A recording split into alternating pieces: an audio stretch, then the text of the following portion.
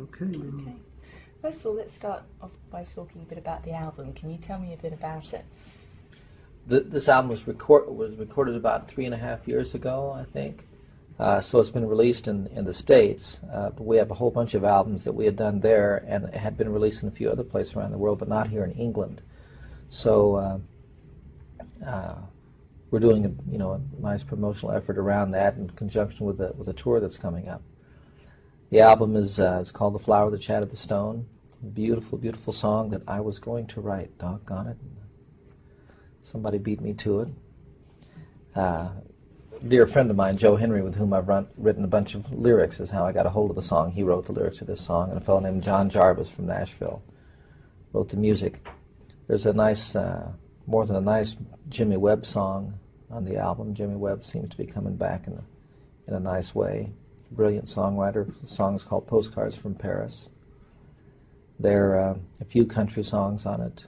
A song by a British writer, I can't think of his name, wrote it for his little girl, "I Watch You Sleeping."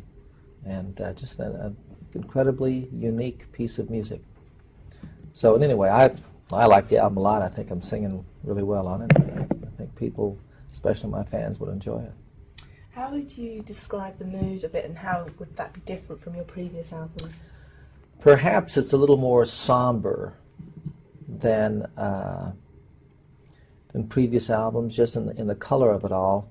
I think it's quite a bit, not more musical, but more produced than a lot of my albums, and like that. How would you describe your own personal songwriting process? Well, for me, songs generally start with an idea, a phrase, "Leaving on a jet plane," "Follow Me," "Sunshine on My Shoulders," what have you, and then I'll spend time with that thought, and usually when I'm walking in the mountains or when I'm driving, times when I'm really relaxed is when these songs come for me. Sometimes it's an effort to make a song happen. Sometimes they spill out of you like you can't stop them. And it's just always a wonderful process to be writing a song. I've not heard the album myself, but I've heard that it has a very strong environmental flavour. Is that something you've always been passionate about? I have, yeah. I think for over 25 years now I've been involved in the environmental movement, and still am. I think that our learning about the environment, how important our relationship to the environment is, how critically important it is to have a healthy environment, is something we're still learning. And it means, it means whether or not we're going to survive on this planet. It means whether or not the Earth remains inhabitable by higher life forms. And on a more simple level, it means the kinds of things that I would like to be able to share with my grandchildren, and they with their grandchildren, things that have been so meaningful in my life. Nature has been one of my very best friends throughout my life. It's how I learned to communicate, is taking images from nature, how to express my own deepest feelings. So I care about that. It's important to me. Are there any particular issues right now that you're involved with? Well, I don't think there's any really particular issues. The environment really is connected to just about everything that's going on as far as I'm concerned. We have a program that we're doing in the United States. We've started a Planet 2000, it's called, and it's a tree planting program. And its first year, we've planted over 80,000 trees around the United States. And we hope to plant several million before it's all done. It's an opportunity for people to get involved. So many people say, what can I do? The problems are so enormous, what can I possibly do? And I remind folks that, you don't have to do everything, but there are things that you can do in your own home, with your family, in the kinds of choices that you make every day. And so do the things that you can do, and if you do what you do and I do what I do and these people do what they can do, then together we'll solve these problems. Oh, phone ringing now. People just think they're they're at home. You have phone off the hook as well, and then make sure it doesn't happen again. Sorry about that. Okay. Right, where were we? Okay. Obviously, this is something we spoke about. You've been involved with for throughout your career. But is that the reason why you got into music in the first place? No, no, not the reason I got into music. I couldn't help singing. When I was a kid, I was always copying all the songs I heard on the radio. And as a result of that, my grandmother gave me a guitar. And when I started learning how to play the guitar and to do music in schools, you know, I found out just the time in the 50s when rock and roll was beginning. Elvis Presley was a big influence on my life, that he did a very unique kind of music as far as most people were concerned, or compared to what people were familiar with. And he did it in his own way. Nobody could tell him how to do his songs. That meant a lot to me. And as my life progressed, I'm an Air Force brat, so we moved around a great deal. And the thing that helped me to make friends was the fact that I played guitar and sang, and could sing some of the songs that people were hearing on the radio. So it helped me make friends. Let's talk a little bit about the tour. You're about to tour over here in the UK at the beginning of March. Do you look forward to playing to British audiences? Oh yeah, I have wonderful audiences here, very loyal fans and very enthusiastic audiences.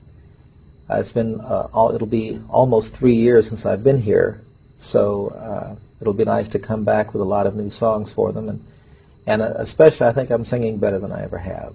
I'm starting to learn how to sing, and this instrument, I guess, for the great opera singers, people it matures. It's in their late 40s, early 50s, where they're really at the peak of their career. So I enjoy how I'm singing now, and I think my fans will enjoy that. Is that a problem, that noise there? No, as far as I'm concerned, Richard, it's okay with me. Close the door, Hal, and tell them to quiet down in there. I don't even know how much noise these things can or can't take. Usually supposed to let the sound man stop it. Yeah, you mentioned Elvis Presley. Have there been any British artists that have influenced you? Well, the Beatles were a big influence, especially I think Paul McCartney, lyrically and musically, and John Lennon in a sense politically. George Harrison's guitar playing. I think more recently, last night we just went to see Sting, and I'm a big, great admirer of his. I think it's great music, great lyrics. He reaches an incredibly broad audience. Are you satisfied with the type of audience that you reach, or would you like to broaden that? Well, I'm certainly satisfied. I have the privilege of being able to sing to audiences all over the world, and so there's an audience out there for me. At one time, I was the biggest selling record artist in the world for a couple of years, and I'd like to have that kind of success again with my current music. It's really frustrating that there's so many songs that are still a part of radio's playlists that are the old songs, Annie's Song, Sunshine on My Shoulders, Leave Me on a Jet Plane, Rocky Mountain High, whatever. And it's almost doubly difficult for me to get them to listen to a new song. And yet, as I said before, I think I'm singing better than I ever have. I think some of the new songs are certainly as good, if not better, than anything I ever wrote before. And they get wonderful responses from audiences around the world. But getting in front of that larger audience by having them played on the radio, that's harder than I would ever have anticipated, having had the kind of success that I had. So that's a bit frustrating, and I'd like to, a part of what I'm doing this for is to really try and give the new music as good a shot as I possibly can, and with that, there comes a lot more opportunities, I think. Yeah, let's hope that the tour will introduce people to the new stuff. Well, we'll see. What will happen after the tour? Do you have any plans to continue recording, film, anything like that? Oh yeah, I have a little film coming out later this spring called Walking Thunder. It's a period piece in the 1850s in the United States, a family moving west, a young boy coming of age. I play the father in the family. When I leave England at the end of March, I'm going to Southeast Asia and to China, and I'll do the first major tour by a Western artist in China, and pretty excited about that.